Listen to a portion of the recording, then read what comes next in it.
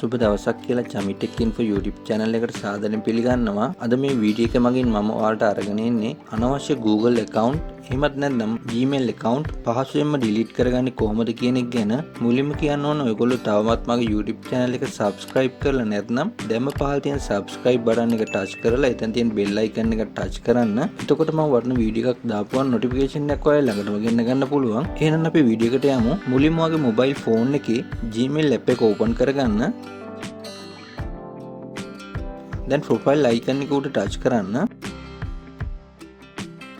ඊළඟට manage your Google account touch කරන්න.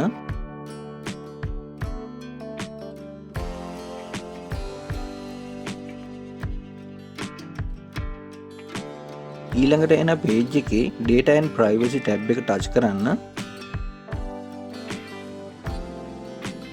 මේ page එක පහළට scroll කරාම අවසානට delete your Google account කියන option එක බලා ගන්න පුළුවන්.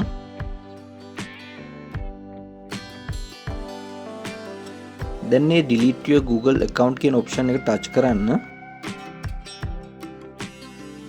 එතකොට මේ email එකේ password එක දෙන්න අවශ්‍ය වෙනවා. එහෙමත් නැත්නම් ඔයාගේ phone එකට දීලා තියෙන pattern එක හෝ fingerprint එක හෝ දෙන්න ඕනේ.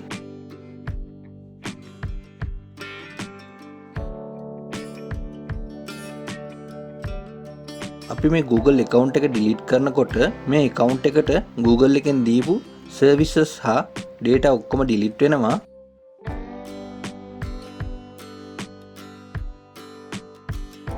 දැන් මේ පහළ තියෙන කොටු දෙකට හරි සලකුණු දෙකක් දාලා delete account කියන දන් touch කරන්න ඕනේ.